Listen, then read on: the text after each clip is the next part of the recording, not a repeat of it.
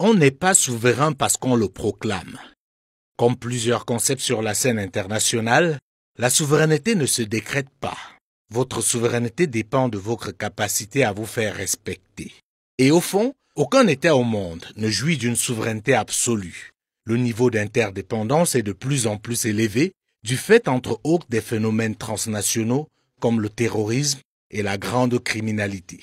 Même si l'on observe depuis déjà quelques années des velléités pour un retour des frontières rigides et l'émergence d'un discours nationaliste dans plusieurs pays, la difficulté que rencontre l'Union européenne et les Royaumes-Unis dans la mise en œuvre du Brexit nous conforte dans l'idée selon laquelle il est de plus en plus difficile de faire sans ses voisins. Les frontières sont toujours aussi poreuses, l'externe influence l'interne et vice-versa. En termes simples, la souveraineté des faibles dépend des intérêts des forts, mais aussi de la capacité des faibles à se faire respecter, soit en ayant des attitudes difficilement blâmables, ou en obtenant l'appui d'un ou de plusieurs forts. Car, comme le disait l'artiste, sur la scène internationale, la démocratie du plus fort est toujours la meilleure. C'est donc pas la peine d'invoquer la souveraineté. C'est un argument qui ne résiste pas à l'épreuve des faits. Si l'Union africaine veut devenir une institution souveraine, il faut déjà aller au bout de la réforme Kagame et la faire financer exclusivement par ses membres. Tant que l'Union européenne la financera, tant que c'est la Chine qui lui offrira son siège, l'Union africaine n'aura que la part de souveraineté qui correspond aux intérêts de ceux qui la font vivre. Pour ce qui est des États, de deux choses l'une.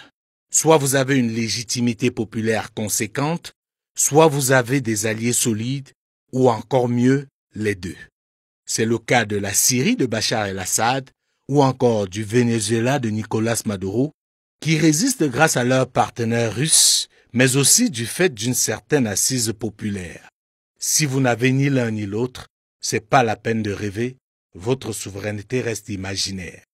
Si vous avez juste l'une de ces choses, ça risque d'être compliqué, car on pourra vous avoir à l'usure.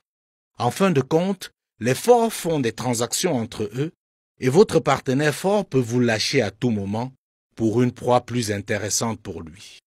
Ceci dit, il faut donc que la plupart des États africains, notamment ceux de la partie francophone, arrêtent de fantasmer sur cette notion de souveraineté qui leur revient seulement lorsqu'ils sont dos au mur. Dans la réalité, ils savent qu'ils sont au mieux des néocolonies. Vous réclamez votre souveraineté alors que vous êtes incapable de fixer ou même seulement d'avoir votre mot à dire sur le prix de vos matières premières. Vous parlez de souveraineté alors que l'essentiel de votre économie est extraverti.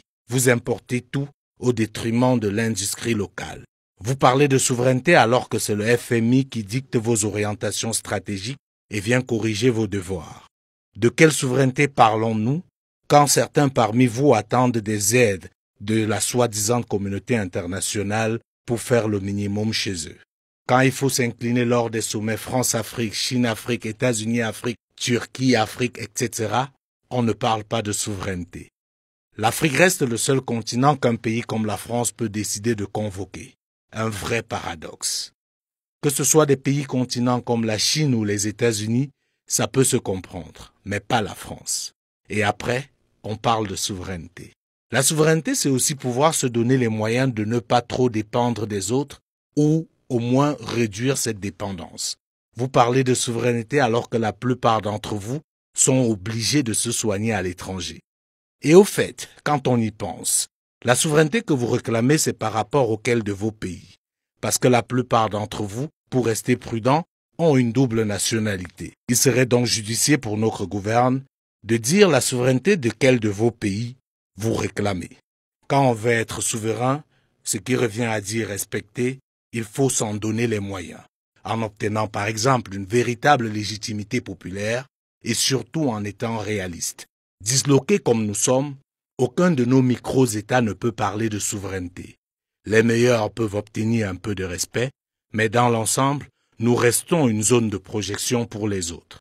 Évitons donc d'avoir la mémoire courte. L'Irak, la Côte d'Ivoire, la Libye, c'est pas si loin.